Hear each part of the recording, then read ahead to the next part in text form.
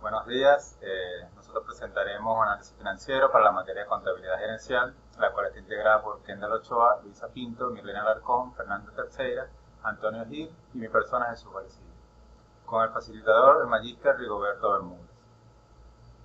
La empresa de estudio es Telares Palo Grande, compañía anónima. La misma está ubicada en la zona industrial Ruiz Pineda, Caricuao, Caracas, Venezuela.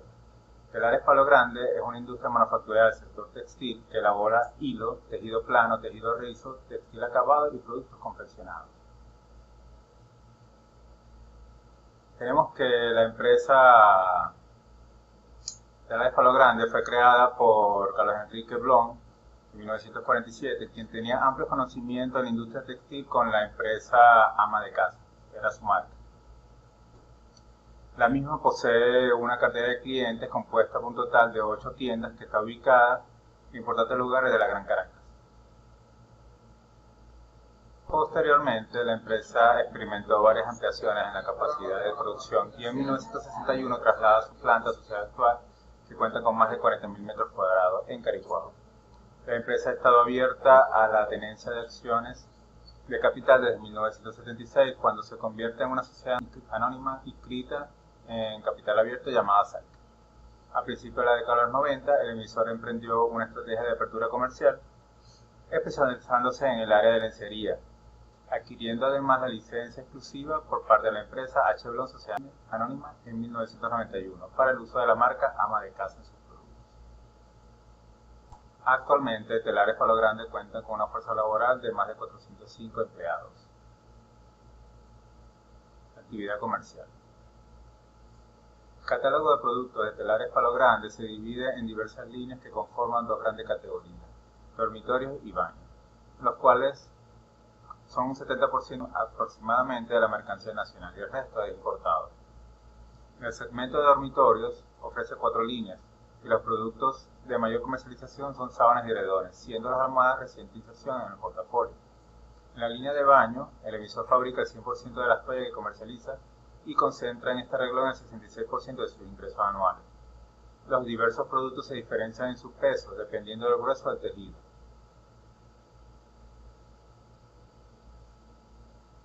Comercialización de su producto. La primera es por venta directa, es a través de su propia red de 8 tiendas de ama de casa, las cuales están ubicadas en importantes zonas y centros comerciales de la Gran Caracas, garantizándoles un flujo de continuo de clientes, concentrando, según indica la gerencia, un 7,6% de sus ventas. La segunda forma se desarrolla a través de los siguientes canales: tiendas especializadas con un 39,2%, distribuidores 18,16%, hipermercados 15%, catálogos 5,89% y tiendas por departamento con un 5,5%. En cuanto a sus clientes, se destacan Macro, Superlíder, Beko, Avon, Excelsior Gama, Cativen y Macuto. Proceso productivo. El proceso productivo comienza con la recepción del algodón. El proceso productivo es la actividad realizada por Telares de Palo Grande, que comprenden la recepción del algodón hasta la fabricación del hilo, tejido de las toallas y su acabado. Las toallas para baño es el único producto que se fabrica en la planta, aunque desde hace varios meses la empresa estaba reactivando un pequeño taller para la producción de sábanas. A continuación se detallan las fases involucradas en el proceso de producción. La recepción es la cadena de producción que inicia con la llegada del algodón a los almacenes de la empresa. Esta es la materia prima básica para la elaboración de sus productos y provienen de proveedores nacionales en un 60%, ubicados en Apure, Barinas, Bolívar, Cogede, Portuguesa, Monagas, Sucre, Yaracuy y Zulia, y extranjeros en un 40%, Paraguay, India y Estados Unidos. El emisor tiene establecidos parámetros de calidad que el algodón debe cumplir para poder ser aceptado, por lo que es sometido a un proceso de verificación por parte del área de laboratorio. La preparación se realizan mezclas con los diferentes lotes almacenados con bases a proporciones ya establecidas por el laboratorio de la empresa, las cuales están computarizadas. Luego de mezclados, el algodón es sometido a un proceso de limpieza de sus impurezas naturales, como cascarillas, ramas, tierra, entre otros, para lo cual se hace pasar por un torno con púas permitiendo el rasgado de las fibras, proceso que se realiza en 3 etapas. Seguimos con el cardado y hilado. Esta fase consiste en la preparación de la fibra de algodón para su posterior utilización en el proceso de hilado. El objetivo del proceso es paralizar la fibra mediante maquinarias especializadas en la transformación de fibras individuales con un hilo continuo, cohesionando y manejable, con la cual se forma un velo que luego se somete a torsión produciendo el primer hilo de algodón, con lo cual se repetirá el mismo procedimiento de tensado unas 3 veces más, con la finalidad de incrementar su resistencia y así evitar la ruptura en la fase de la fabricación. Seguimos con el tejido y confección.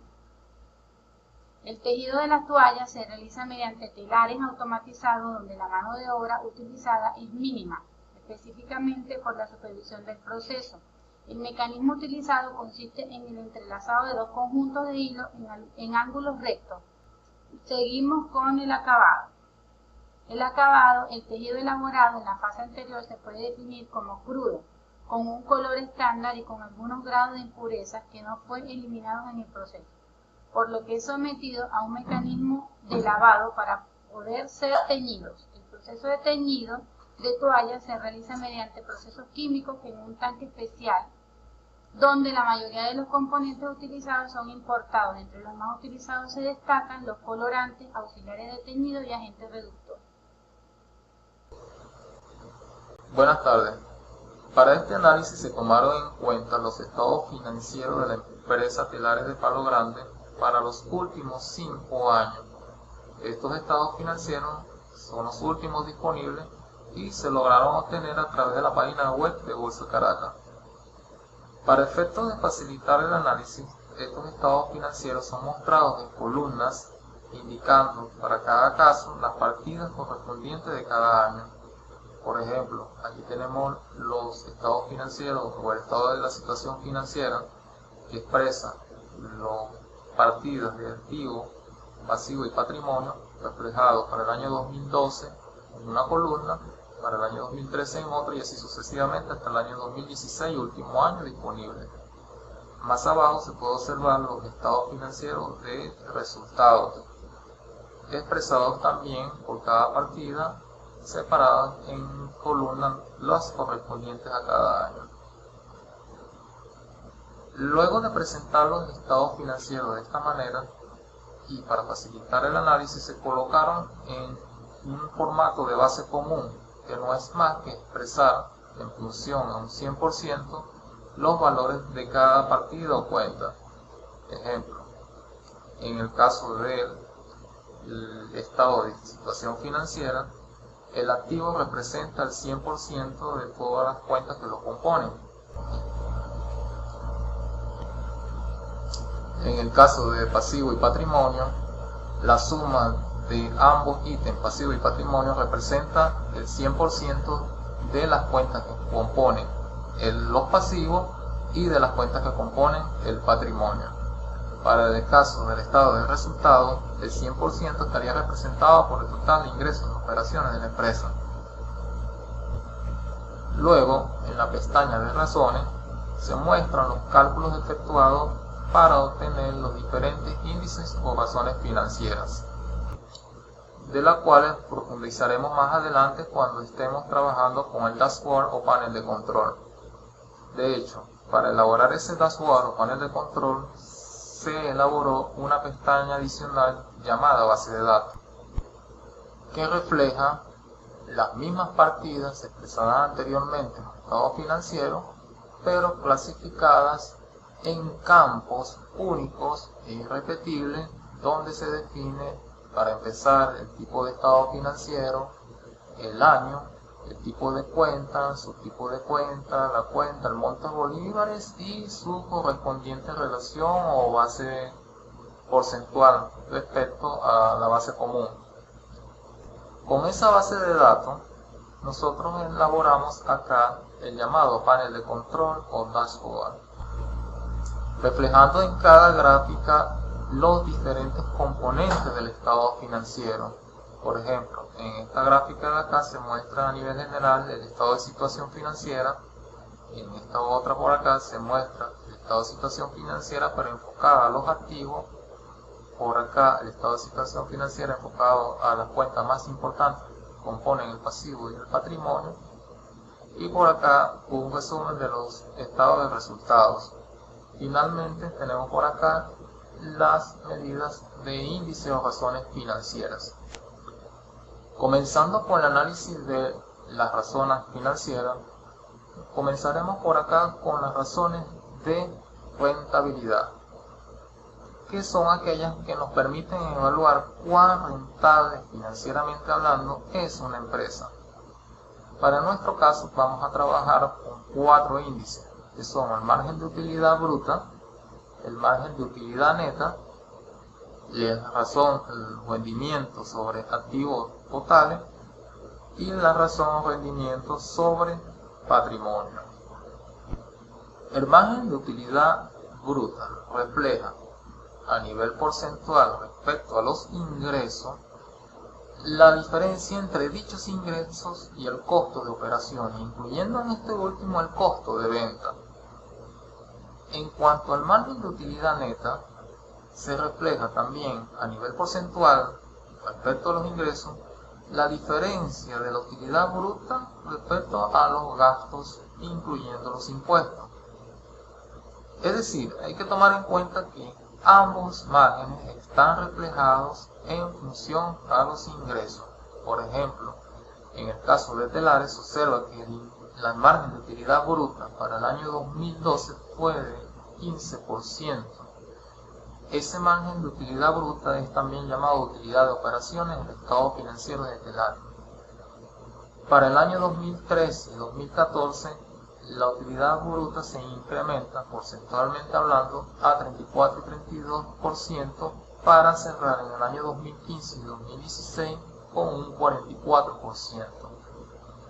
Este incremento en la utilidad bruta viene dado principalmente por la baja en los costos de operaciones, el cual a su vez se ve reflejado por acá con la disminución en los costos de ventas. Esto ha traído como consecuencia que la empresa registre también un incremento en la utilidad neta, y esto gracias a que ha mantenido, porcentualmente hablando, en los mismos niveles de gastos generales. Continuando con nuestro análisis, hablaremos sobre el rendimiento sobre los activos totales, que no es más que una medida que mide, valga la redundancia, la eficacia integral de la administración para generar utilidades con sus activos disponibles. De hecho, cuanto más alto es el rendimiento sobre los activos totales de la empresa, mejor. El rendimiento sobre el patrimonio mide el rendimiento ganado sobre la inversión de los accionistas comunes de la empresa. Por lo general también, cuanto más alto el rendimiento, más ganan los propietarios. Para nuestro caso se observa que Telares ha registrado un incremento en el índice de patrimonio de un 341% para el año 2015 y un 409% para el año 2016. ¿Qué significa esto? Que para el año 2015 Telares obtuvo 341 bolívares de rendimiento por cada 100 bolívares invertidos por sus accionistas. Para el año 2016 obtuvo 409 bolívares por cada 100 bolívares invertidos por sus accionistas. Estos resultados se ven reflejados en el índice de ganancias por acciones, que no es más que el rendimiento obtenido por la empresa por cada acción emitida. De hecho, para el año 2015 obtuvo 2.88 bolívares por cada acción, mientras en el 2016 se obtuvo 3.38 bolívares por cada acción. Buenas tardes. Continuando con las razones financieras, vamos a hablar un poco de lo que es la razón de liquidez. La razón de liquidez se define como la capacidad que tiene la organización de saldar las obligaciones que ha adquirido a corto plazo a medida que ésta se vence. Se refiere no solamente a las finanzas totales de la empresa, sino también a su habilidad para convertir ciertos activos y pasivos corrientes en efectivo. Esta indica, como lo dije ya, la capacidad que tiene la empresa de cumplir con sus obligaciones financieras, deuda o pasivos a corto plazo. La división del activo corriente entre el pasivo corriente permite saber cuántos activos corrientes se tienen para cubrir o respaldar los pasivos exigibles a corto plazo. Entonces, la fórmula general de la razón de liquidez sería activos corrientes o circulantes entre pasivos corrientes. Como podemos observar, aquí tenemos los resultados de lo que es la aplicación de esta fórmula, dando, a medida que van transcurriendo los años, se ve la diferencia de los valores. En este caso, 2012 da 1,74, 2013 da 2,70, 2014 1,88, 2015 1,81 y 2016 1,50. Entonces, ¿qué significa cada valor? Cada valor significa que por los bolívares con los que cuenta la empresa para cumplir con sus compromisos. Es decir, por cada bolívar que la empresa debe, cuenta con 1,7, quedándole el libro de respaldo 0,7. Acá hace la 1 y le queda 0,7. Entonces, cuando la razón de liquidez es menor a 1, como lo dice aquí, si el resultado es inferior a 1, la entidad no cuenta con una solvencia adecuada para hacer frente a su deuda a corto plazo. Sin embargo, si la relación de liquidez es mayor a 1, la entidad posee circulante suficiente para cumplir con sus obligaciones más inmediatas. Pero cuidado, un resultado muy por encima de la unidad indicaría un exceso de bienes sin invertir y por tanto sin ser productivo, lo que se llama exceso de recursos ociosos. Como vemos el comportamiento aquí de las razones de liquidez en lo que es la empresa Telares y Palo Grande, en el año 2013 ellos tuvieron una razón de liquidez de 2,70, quiere decir que en este año tuvieron exceso de recursos ociosos. Siguiendo con la explicación, vamos a hablar de lo que es la prueba ácida. Esa prueba también se conoce con el nombre de prueba de ácido o liquidez seca. Es un indicador más riguroso, el cual pretende verificar la capacidad de la empresa para cancelar sus obligaciones corrientes, pero sin depender de la venta de su existencia. Es decir, este cálculo se hace básicamente con su saldo en efectivo, el de sus cuentas por cobrar, inversiones temporales y algún otro activo de fácil liquidación, diferente de los inventarios. De eso se trata, de que la empresa cumpla con sus obligaciones sin contar con los inventarios. No se puede precisar cuál es el valor ideal para este indicador, pero en principio el más adecuado podría ser el que se acerque más a 1, aunque es admisible por debajo de este nivel, dependiendo del tipo de empresa y de la época del año en la cual se ha hecho el corte del balance. Entonces, al respecto de este índice, cabe destacar, por supuesto, que existe una gran diferencia entre sí, también, por eso te digo que depende de lo que a qué se dedica la empresa, si es una empresa industrial o si es una empresa comercial, puesto que con su actividad las cantidades de inventario se manejan son distintas. Teniendo esto en cuenta, hay diferente influencia en lo que es la valoración de la liquidez. Entonces, para el cálculo de lo que es la prueba ácida, tenemos que prueba ácida se calcula activos corrientes menos el inventario, por eso se dice que es una prueba más rigurosa, entre los pasivos corrientes. Entonces, aquí podemos ver los resultados más o menos en el año 2012, siendo para especificar este año en particular. En el año 2012 la empresa contaba con 0,8 bolívares para hacerle frente a su compromiso con sus activos circulantes, exceptuando los inventarios. ¿Ves? Entonces, en este momento, la empresa lo que contaba era con esto, no está muy por debajo de 1. El capital neto de trabajo nos permite evidenciar el dinero que le quedaría a la empresa luego de haber pagado los pasivos a corto plazo, lo cual hará posible la toma de decisiones de inversiones temporal por parte de la gerencia. La fórmula principal para el cálculo del capital neto de trabajo es activo circulante menos el pasivo circulante. Este representa la cantidad líquida después de pagar los pasivos a corto plazo para seguir operando. La empresa, para poder operar, requiere de recursos para cubrir sus necesidades de insumos, materia prima, mano de obra, reposición de activos fijos, entre otros. Estos recursos deben ser disponibles a corto plazo para cubrir las necesidades de la empresa a este tiempo. Una razón corriente de 1 a 1 significa un capital de trabajo igual a 0, lo que nos indica que la razón corriente siempre debe ser superior a 1. Claro está que si es igual a 1 o inferior a 1 no significa que la empresa no puede operar. De hecho, hay muchas empresas que operan con un capital de trabajo de 0, inclusive inferior. El hecho de tener capital de trabajo 0 no significa que no tenga recursos, solo significa que sus pasivos corrientes son superiores a sus activos corrientes y es posible que sus activos corrientes sean suficientes para operar. Lo que sucede es que al ser los pasivos corrientes iguales o superiores a los activos corrientes, se corre un alto riesgo de sufrir de iliquidez, en la medida en que las exigencias de los pasivos corrientes no alcancen a ser cubiertas por los activos corrientes o por el flujo de caja generado por los activos corrientes. Entonces, en el caso de la que es la empresa Telares de Palos Grandes, como vemos el comportamiento de capital neto de trabajo, donde tuvo un mayor capital neto de trabajo fue en el año 2016, como se ve reflejado aquí en la gráfica. Es decir, que en este caso la empresa sí cuenta con capital neto de trabajo y una empresa que cuenta con liquidez. Entonces, basado en lo que es razón de liquidez, la prueba base de capital neto de trabajo, podemos concluir que esta empresa está en una situación financiera desahogada. Continuando con el análisis de la empresa Telares Palos Grandes, vamos a ver ahora las razones de actividad, de administración de actividad. Las razones de administración de actividad permiten conocer en qué medida aprovecha sus recursos una empresa. Miden la rapidez con que diversas cuentas se convierten en ventas o efectivo, es decir, en entradas o salidas. Los ratios de actividad permiten responder las siguientes preguntas. ¿Cuál es la efectividad de la empresa para convertir sus inventarios en productos terminados? ¿Qué tanto tiempo le toma a la firma cobrar a sus deudas? ¿Cuánto le toma a la compañía pagar lo que debe? Los índices de actividad que se usan con mayor frecuencia en el análisis financiero son los siguientes. Rotación de las cuentas por cobrar.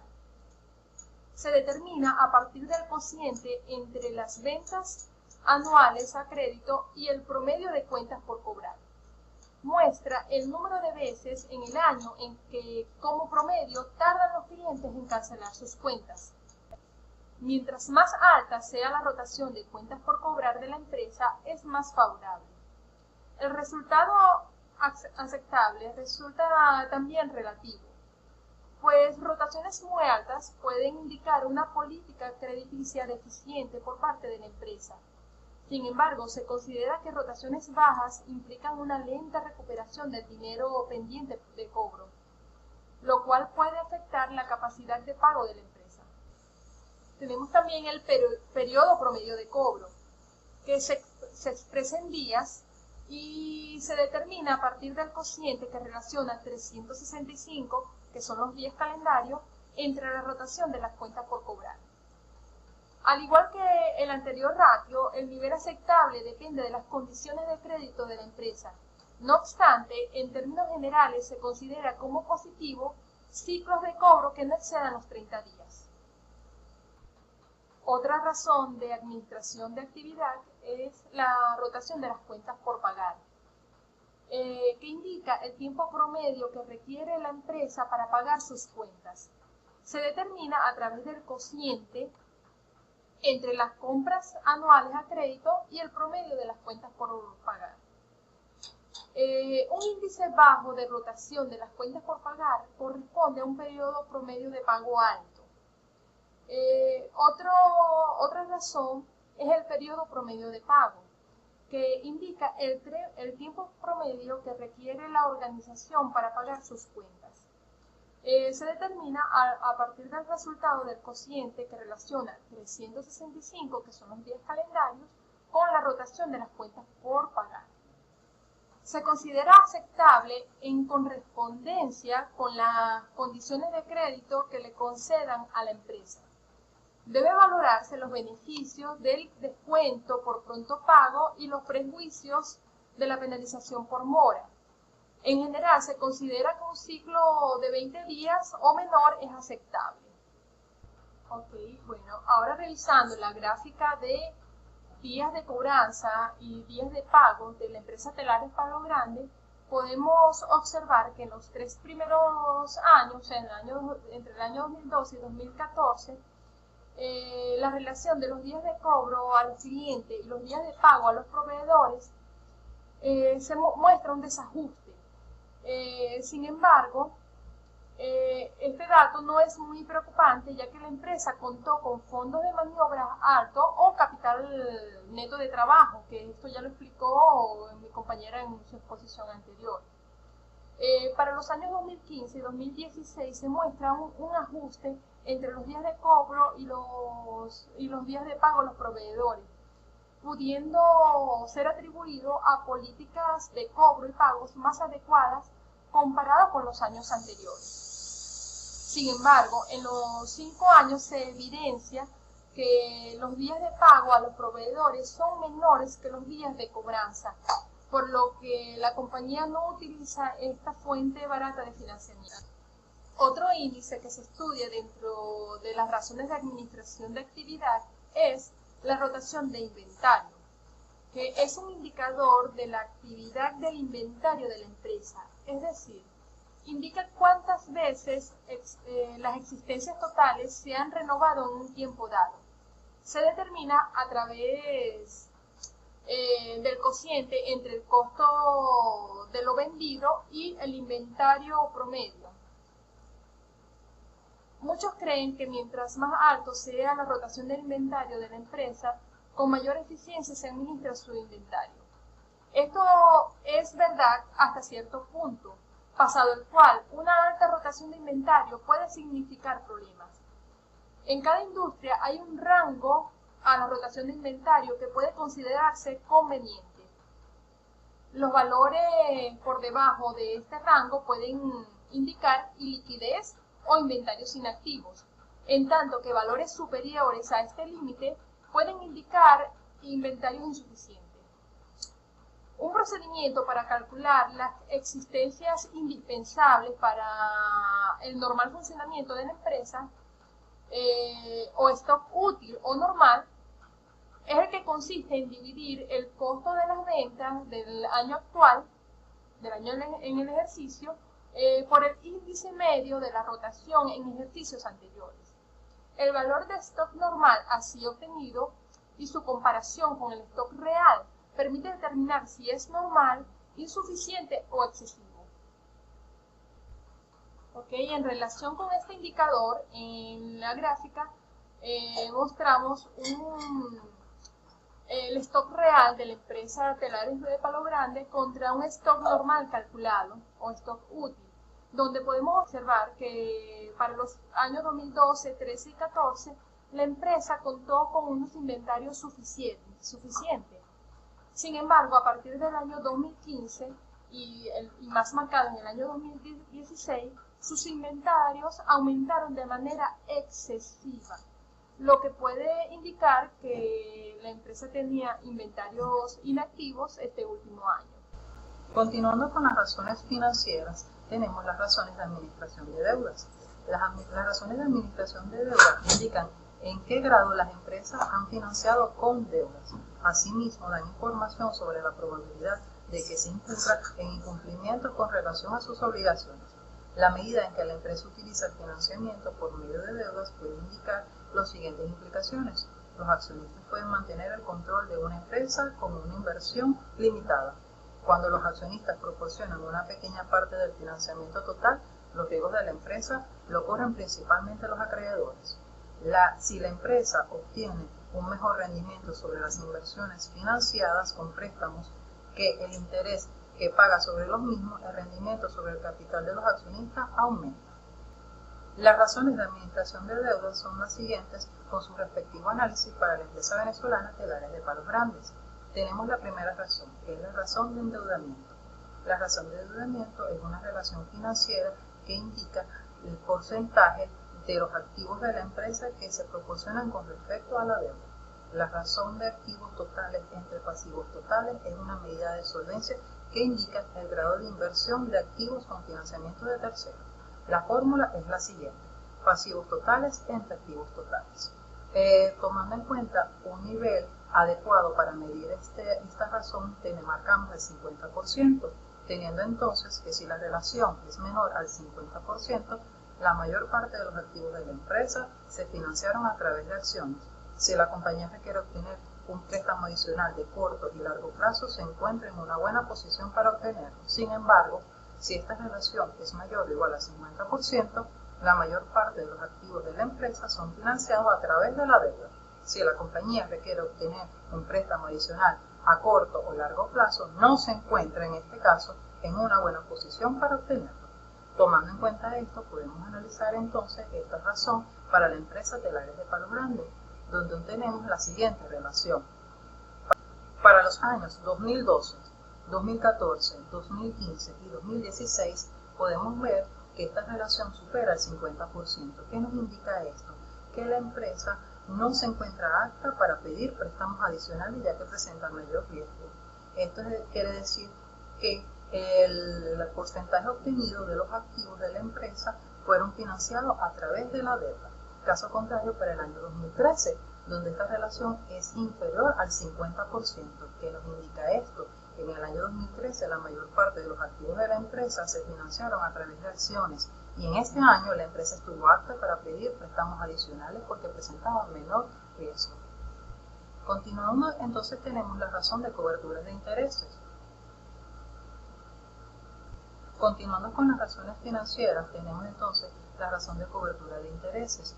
Esta, conocer el grado de endeudamiento de la empresa es de vital importancia a la hora de realizar un análisis fundamental, pero saber el nivel de endeudamiento no es suficiente, ya que esto no nos dice nada acerca de la capacidad de pago de la empresa. Para ello se usan los ritos de cobertura de intereses, que es el que vamos a continuar a continuación. Por lo tanto, estos ritos nos van a decir si la empresa va a ser capaz de atender sus deudas con la cantidad de ingresos que está generando. Los ritos de cobertura de intereses entre los ritos de deuda forman la categoría conocida como los ritos de solvencia. Este se calcula de la siguiente forma: beneficio antes del impuesto o intereses entre los gastos financieros. El nivel adecuado de este rito se marca entre menores al 100% y mayores al 100%. También se puede utilizar el 150% como referencia. Es difícil establecer un nivel óptimo de este rito para cada empresa. Esto va a depender principalmente del sector, como de las categorías de la empresa y de su entorno. Sin embargo, se puede decir, como lo que dijimos anteriormente, marcarse el 100% o el 150%. Esto va a depender de quien lo esté analizando.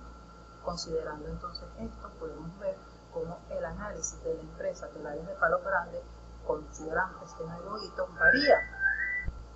En este caso podemos observar cómo en los años 2013 y 2015 presentan una relación superior al 150% y al 100% significativamente de igual manera. ¿Qué nos está indicando esto?